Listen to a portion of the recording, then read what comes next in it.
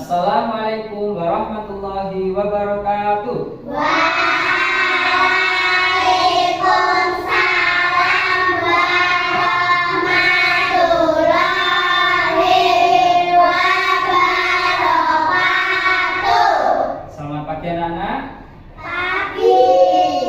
Bagaimana kabar hari ini? Sehat. Alhamdulillah.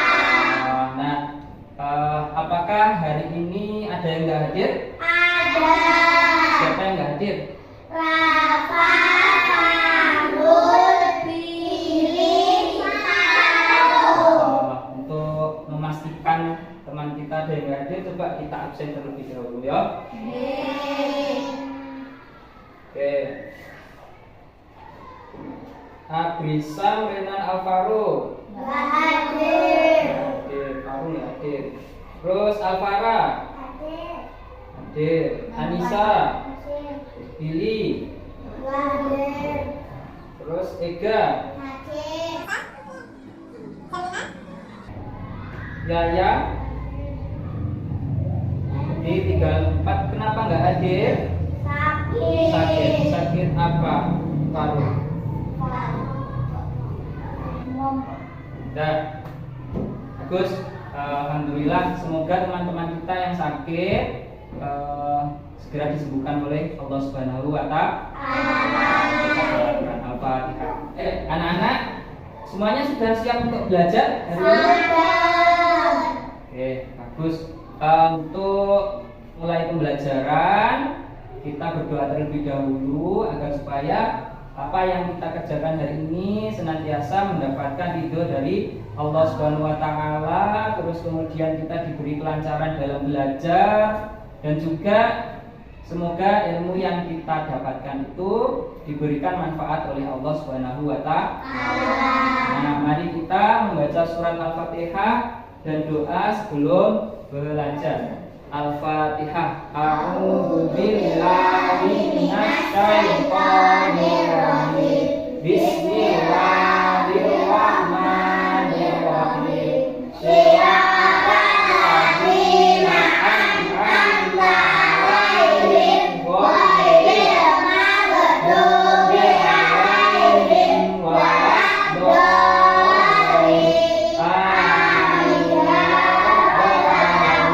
Rabbi zidni ilma warzuqni fahma.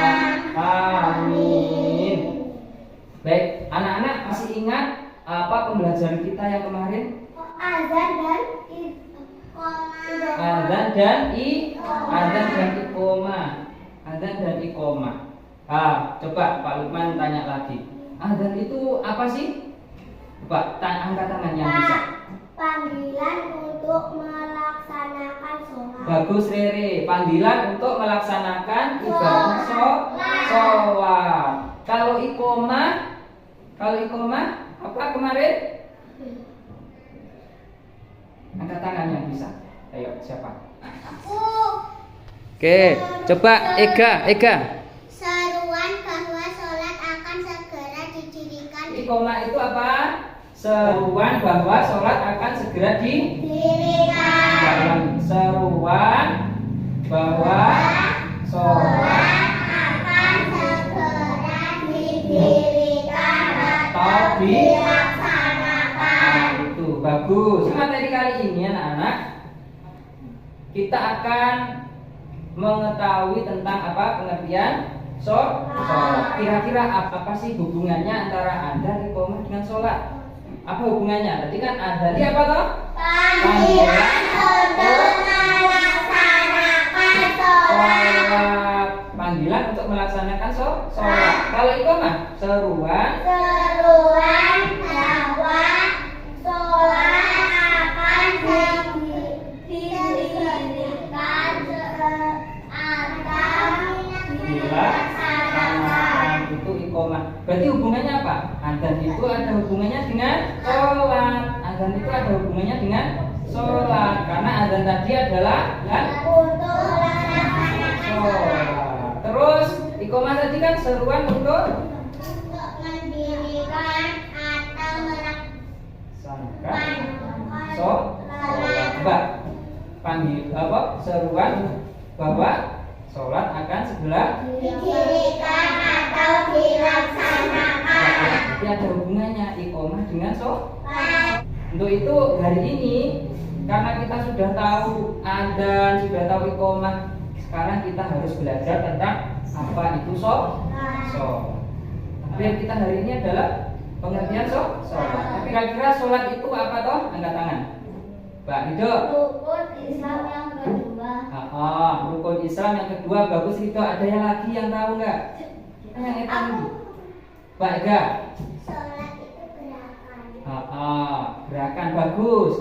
Nah, tujuannya apa anak-anak? Tujuan kita pada pembelajaran hari ini adalah anak-anak mampu mengetahui pengertian sholat fardu dengan benar. Berarti sholat fardu itu apa toh? Sholat itu apa toh?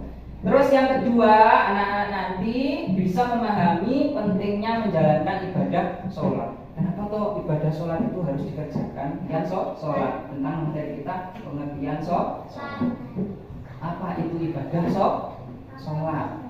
Terus yang kedua, mengapa kita diwajibkan sholat?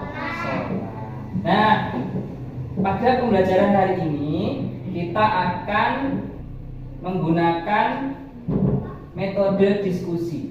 Jadi anak-anak nanti akan berdiskusi bersama kelompoknya dan Pak Lukman akan membagi kelompok kalian menjadi 2 kelompok. Nah, sudah Pak Lukman bagi Rere, Naila, Rido, Ega, Paul sama Sasa itu kelompok 1.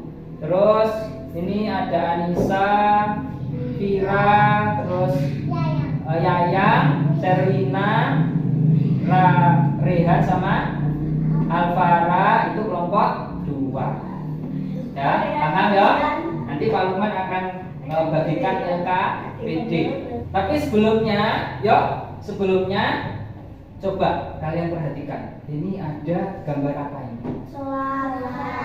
Gambar? Sholat. Kira-kira kalau kita sambungkan dengan pertanyaan kita tadi tentang apa itu sholat, kira-kira gimana? Ada yang bisa menerangkan nggak dengan gambar ini?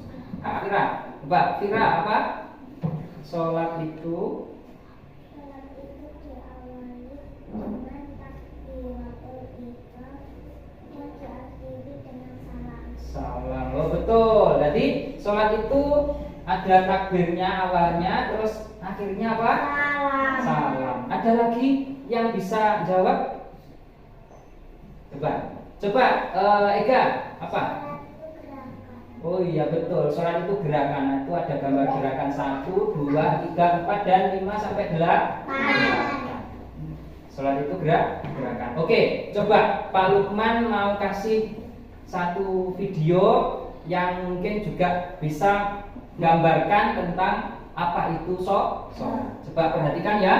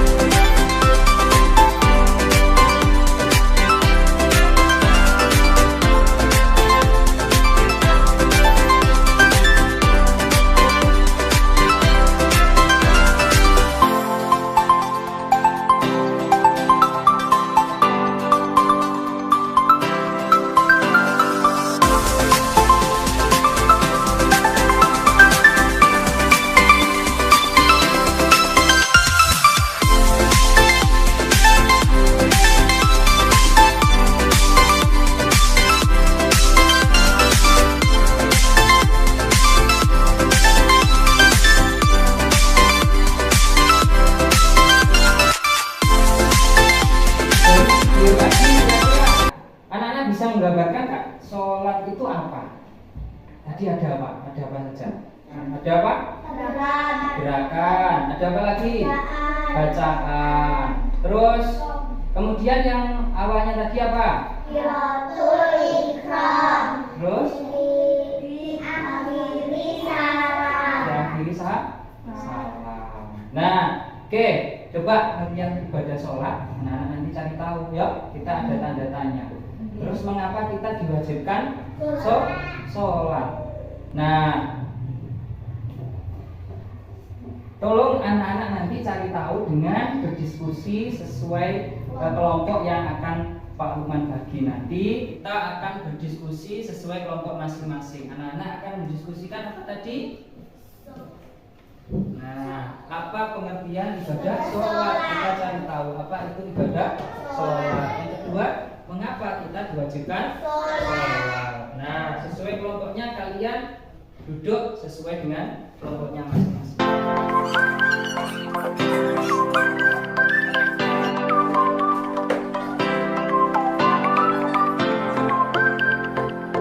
Siapkan LKS-nya, bukunya, yuk.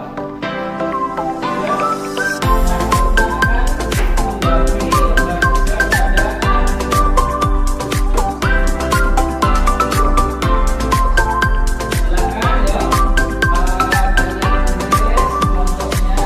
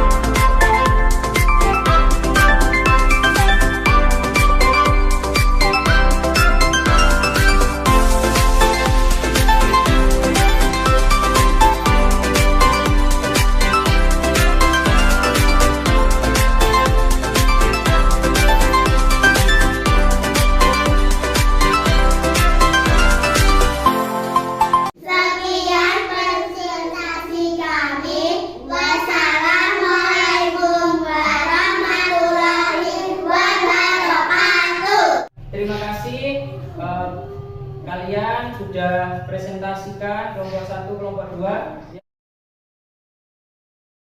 Jadi anak-anak, bisa kita simpulkan dari presentasi kalian tadi bahwasanya sholat secara bahasa berarti apa?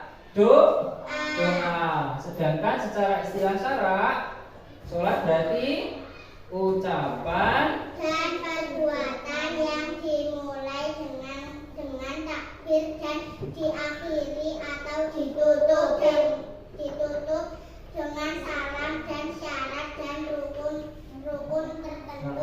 Dengan syarat dan rukun tertentu. Terus jawaban kedua, apa sih pentingnya kita kok diwajibkan untuk sholat? Kenapa kok kita itu diwajibkan untuk sholat? Karena sholat merupakan apa? Ibadah yang akan ditanyakan pertama kali di akhirat. Satu, karena sholat itu ibadah yang akan ditanya pertama kali di akhirat. Terus apa lagi? Menjadikan seseorang terhindar dari perbuatan keji dan mungkar. Nah, karena sholat itu bisa menghindarkan kita yang rajin sholat itu menjadikan terhindar dari perbuatan keji dan mungkar. Apalagi coba, mengapa kita itu harus sholat? Karena menjadikan kita selalu ingat sama Allah. Apalagi karena sholat merupakan tiang agama. Karena sholat merupakan tiang agama. Ini lebih kuat ingatannya tentang apa pengertian sholat dan apa pentingnya menjalankan ibadah sholat. Pak Lukman ini kemarin sudah bikin lagu. Nah, lagunya Naik Delman. Rukun Islam kedua itu Ibadah sholat wajib untuk muslim yang sudah balik dan berakal. sholat itu ibadah yang dalam Agama maka laksanakan untuk nomor agama. Hei, sholat subuh, duhur, asar dan isya. Hei, sholat subuh, duhur, asar, maghrib dan isya. Hei, sholat subuh, duhur, asar, maghrib dan isya. Sholat subuh, duhur, asar, maghrib dan isya. Tahukah kamu apa itu ibadah sholat? yaitu ibadah ucapan dan perbuatan, diawali takbir ihram dan ditutup salam dengan syarat dan rukun yang sudah ditentukan. Hei, sholat subuh, duhur, asar, maghrib dan isya. Hei, sholat subuh, duhur, asar, maghrib dan Isya. Hei, sholat subuh. duhur, asar, maghrib dan isya. Hei, sholat subuh, duhur, asar, maghrib dan isya.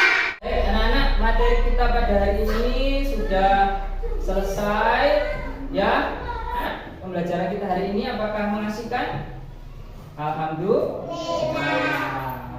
Pada materi selanjutnya kita akan membahas tentang bagaimana mengidentifikasi sholat yang sudah kita sebutkan, diantaranya sholat subuh, duhur, asar, maghrib dan isya. Itu kita identifikasi rokaatnya berapa, terus kemudian waktunya kapan. Selanjutnya nanti kita akan mengerjakan tes formatif, ya, ujian atau penilaian formatif. Nanti kita akan tes melalui Google Form. Google Formnya nanti akan kasih link di grup WA. Ini dikerjakan, tolong nanti dikerjakan dengan baik. Oke, paham anak-anak? Paham ya?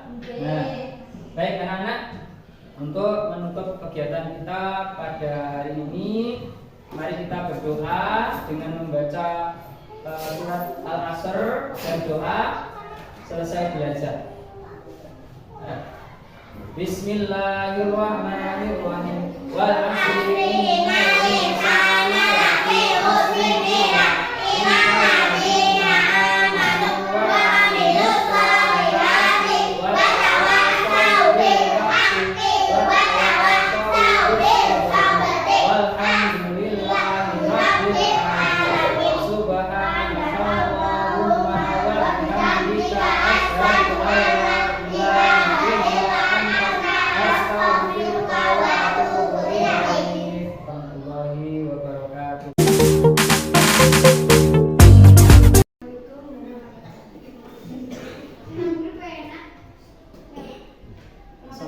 warahmatullahi wabarakatuh. Waalaikumsalam warahmatullahi wabarakatuh. Selamat pagi anak-anak. Bagaimana kabarnya hari ini? Semuanya sehat ya? Ada yang nggak masuk?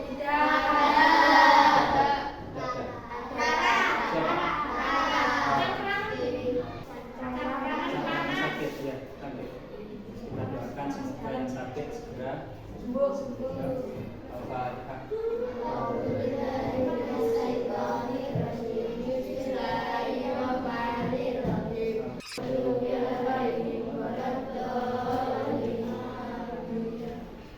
Baik, anak-anak, sebelum kita memulai pembelajaran, mari kita mengawali dengan berdoa, membaca surat Al-Fatihah dan doa sebelum belajar. Semoga apa yang kita pelajari hari ini senantiasa mendapat ridho dari Allah Subhanahu wa taala dan senantiasa memberikan manfaat bagi kehidupan kita yang akan datang. Al-Fatihah. A'udzubillahi minasyaitonir rajim. Bismillahirrahmanirrahim. Alhamdulillahirabbil alamin. Rabbi zidni ilma warzuqni fahma. Amin. Nah, pada hari ini kita akan menguatkan profil pelajar Pancasila kita dengan proyek penguatan profil pelajar Pancasila. Nah, tema proyek kita hari ini adalah kewirausahaan. Akan menggunakan topik makanan tradisional berbahan kedelai. Proyek kita akan membuat tempe dari kedelai. Jadi sudah pernah membuat tempe dari kedelai? Pernah tapi nggak jadi. Nah, namun sebelum kita memulai, mari kita mengingat-ingat apa sih profil pelajar Pancasila. Nah, bisa lagunya kan? Nah, coba boleh sambil tepuk ya. 1, 2, 3. Pelajar Pancasila dari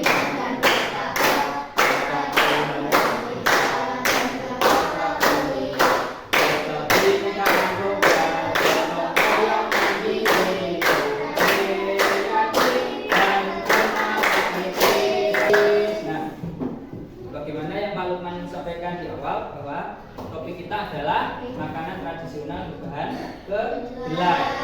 Proyek kita adalah membuat tempe kedelai. Nah, pada pertemuan awal ini kita tahap pengenalan saja. Nanti kita ada 4 tahap, ada pengenalan, ada kontekstualisasi, kemudian ada aksi, dan nanti kita ada refleksi dan evaluasi. Nah, oke. Pertama, alur kita adalah pengenalan, seperti yang Pak Lukman bilang tadi, pengenalan. Nah, apa aktivitas kita nanti? Yang pertama, Pak Lukman akan presentasi mengenalkan tanaman kedelai dan manfaatnya. Yang kedua, melalui presentasi Pak Lukman akan mengenalkan olahan berbahan dasar kedelai. Dan yang ketiga, Pak Lukman akan mengenalkan olahan tempe sebagai makanan khas berbahan kedelai yang memiliki kandungan gizi yang tinggi. Tolong anak-anak nanti catat setiap materi yang saya sampaikan, Jok. Karena nanti Pak Lukman akan menanyakan materi-materi yang sudah Pak Lukman sampaikan nanti, dan akan membagikan tugas yang sudah saya siapkan. Nah, baik anak-anak, sambil disiapkan bukunya. Baik, ini sudah sediakan. Nanti tugas kalian untuk mencatat materi yang sudah kalian pelajari. Karena kita sudah membagi kelompok dengan 5 kelompok. Silakan kelompoknya dicatat masing-masing. Yuk, silakan kelompoknya dicatat masing-masing. Ini kelompok 1, ini kelompok 2, 3, 4, dan paling selatan kelompok 5. Oke. Nah, tolong kamu catat. Ini ada 3 materi yang kita bahas. Yang pertama, tanam kedelai dan manfaatnya. Yang kedua, olahan berbahan dasar kedelai. Yang ketiga, tempe Ya, materi kita olahan tempe sebagai makanan khas berbahan kedelai. Nah, baik, tujuan materi kita P5 hari ini kalian bisa mengetahui tentang manfaat kedelai yang pertama. Yang kedua, anak-anak bisa tahu olahan apa saja yang berasal dari kedelai. Dan yang ketiga, kalian mengenal tempe sebagai olahan tradisional dengan nilai gizi yang tinggi dan memiliki nilai jual. Oke? Nah, hasil yang diharapkan kalian nanti pada akhir kegiatan kita, kalian bisa memahami manfaat kedelai dan bagaimana mengolahnya menjadi tempe. Oke, materi kita yang pertama mengenal tanaman kedelai. Nah, ini kedelai. Ada yang pernah tahu?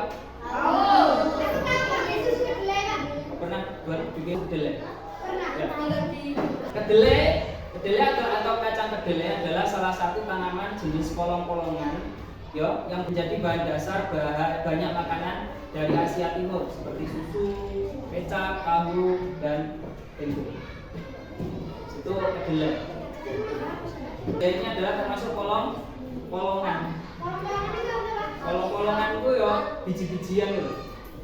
Kayak kacang, gitu, kacang panjang itu satu jenis. Oke, nanti. Kedelai itu merupakan sumber utama protein nabati dan minyak nabati dunia. Jadi kedelai ini sebagai sumber protein apa? Nabati. Protein ada berapa? Ada berapa protein? Protein itu kelasnya ada dua. Ada nabati, ada hewani. Nabati itu dari tumbuh-tumbuhan. Kalau protein hewani yang dari tumbuhan itu termasuk ini kedelai. Apalagi ada kacang panjang. Kalau hewani contohnya ada. Penghasil kedelai utama dunia itu adalah Amerika Serikat. Jadi kita oke, selanjutnya apa manfaat kedelai itu? Kedelai itu merupakan salah satu komoditas unggulan di sektor pertanian. Kedelai selain produk strategis dalam memenuhi kebutuhan protein nabati, masyarakat Indonesia juga memiliki kandungan nutrisi seperti lemak, serat, karbohidrat, vitamin dan mineral, dan yang terutama tadi apa? Protein. Protein itu sangat dibutuhkan oleh tubuh kita sebagai apa? Sebagai penunjang tumbuhan kita. Kalau karbohidrat untuk apa? Tenaga. Nah, pemanfaatan secara tradisional, jadi kedelai ini bisa kita manfaatkan sebagai produk olahan, salah satunya tempe, tahu, toca, dan kecap manis. Terus kemudian bisa juga kita buat untuk bumbu penyedap seperti tausi, miso, atau natto. Kita lanjutkan. Apa itu kedelai? Tanaman kedelai itu adalah ternak dikotil. Ternak dikotil semusim dengan percabangan sedikit. Sistem perakaran akar tunggang. Kalau akar itu ada berapa macam loh? Dan batangnya berkambium. Kedelai dapat berubah penampilan menjadi tumbuhan setengah merambat dalam keadaan pencahayaan yang rendah. Saya lanjutkan. Macam-macam olahan yang berbahan kedelai. Jadi ada banyak olahan yang dibuat dari kedelai. Itu sudah banyak jenisnya. Sudah banyak sekali jenis. Di antaranya apa? Apa kecap? Kecap. Siapa yang senang kecap? Ini sering kita buat. Nah, kecap itu apa? Kecap adalah bahan pangan yang dibuat melalui proses fermentasi kedelai, yang mana ditambahkan bumbu gula, garam untuk memberikan cita rasa makanan yang khas. Oke, yang kedua, tahu. Nah, ada lagi olahan makanan berasal dari kedelai. Tahu adalah makanan yang dibuat dari endapan perasan biji kedelai yang mengalami koagulasi, pemadatan. Tahu berasal dari Tiongkok, jadi impor ya, bukan asli Indonesia. Tahu itu bukan asli Indonesia, karena dulu berasal dari Tiongkok, seperti halnya kecap, tauco, bakpao dan bakso termasuk. Selanjutnya ada tempe. Nah, olahan berbahan kedelai yang menjadi ciri khas Indonesia itu adalah tempe. Jadi tempe itu asli dari Indonesia. Tempe itu apa? Tempe adalah makanan khas Indonesia yang terbuat dari fermentasi kedelai atau beberapa bahan lain yang menggunakan beberapa jenis kapang rhizopus. Jadi tempe itu bukan kedelai saja, tapi paling umum itu pakai kedelai. Bisa pakai biji-biji. Cuman prosesnya ini, halo anak, prosesnya ini menggunakan beberapa jenis kapang rhizopus. Rhizopus itu semacam jamur.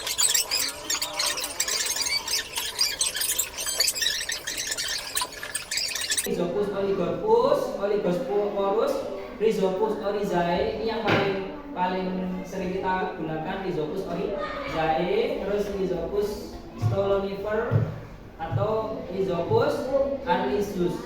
Sediaan fermentasi ini secara umum dikenal dengan ragi tempe.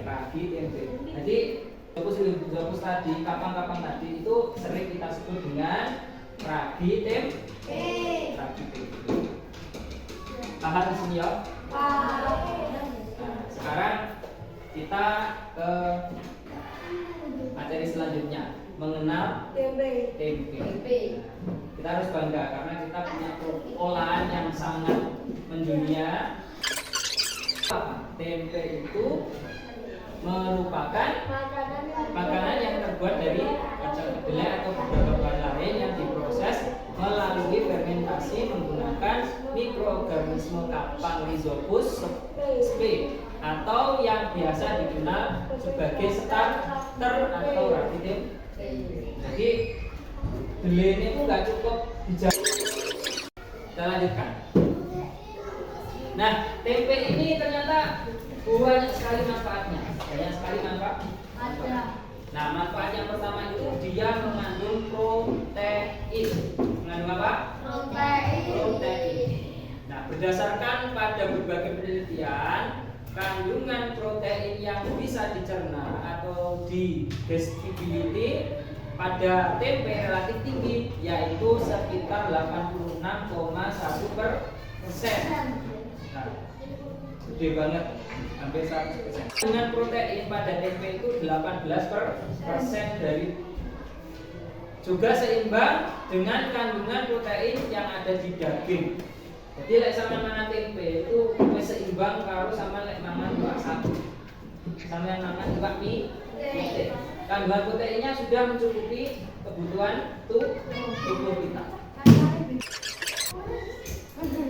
Nah, kandungan yang kedua adalah vitamin. Tempe merupakan sumber vitamin B yang sangat potensial.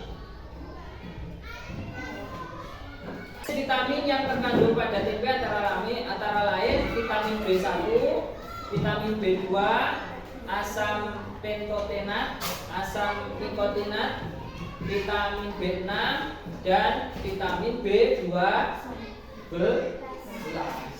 Nah, vitamin B itu mencegah kita dari penyakit seperti beri-beri.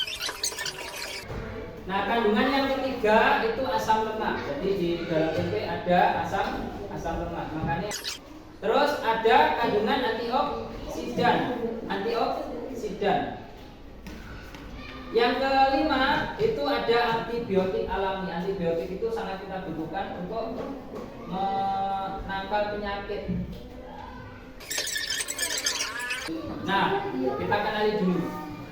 Nah, kita sudah tahu tempe berbahan kedelai dan juga kedelai itu manfaatnya seperti apa. Kemudian tempe itu apa dan juga manfaatnya yang luar biasa. Itu sudah kita ketahui. Kira-kira kalian semangat nggak? Nah, jadikan ini pengalaman ya. Jadikan ini nanti pengalaman kalian, gitu, dan nanti di rumah. Nah, langkah pertama itu kita pilih biji kedelai, yaitu kita seleksi biji kedelai dengan cara menampil biji kedelai pada tampah. Jadi caranya itu, oke. Langkah yang keenam, yuk. Langkah yang keenam, setelah kita cuci, biji kedelai direbus selama 1 jam. Perebusan yang kedua. Ini gitu ya. Setelah dingin, proses selanjutnya adalah tahapan inokulasi atau pemberian ragi. Jadi lewat adem, kita kasih apa? Ragi tempe atau starter tadi, berupa ragi tempe. Nah, kedelai yang sudah dingin ditaburi ragi tempe 1 gram ragi untuk setiap 1 kilogram kedelai dan diaduk hingga merata. Diaduk sampai rata. Kemudian tahap selanjutnya adalah biji kedelai yang sudah kita kasih apa tadi? Ragi, kita bungkus atau dicetak menggunakan daun pisang atau kantong plastik bersih. Jadi nanti kita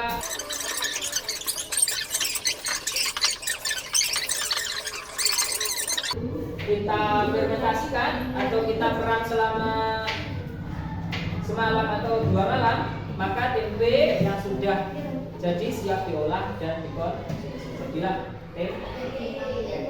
Dan itu nanti kalau anak-anak sukses bisa buat tempe, bangga. Ya, yuk.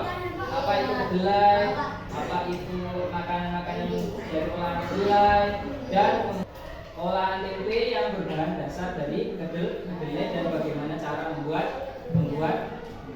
Bisa dipahami? Nah, baik. Untuk pertemuan selanjutnya kita akan kontekstualisasi. Apa itu kontekstualisasi? Jadi nanti anak-anak akan Pak Lukman bisa jadi diajak ke pabrik tempe. Cuma Pak Lukman nggak tahu pabrik tempe di mana. Jadi solusinya kontekstualisasi ini Pak Lukman mungkin akan tunjukkan nanti video tentang pembuatan tempe. Pembuatan tempe. Nah, terus minggu depan kita juga akan agendakan kita itu membutuhkan bahan apa saja. Ini tetap ya 5 kelompok ya. 1, 2, 3, 4, 5. Satu kelompok nanti harus bikin 1 produk tempe. Nah, paham? Ya sekarang nggak jadi PR, yuk. Jadi masih ada tahap kontekstualisasi. Jadi anak-anak nanti dia lebih paham.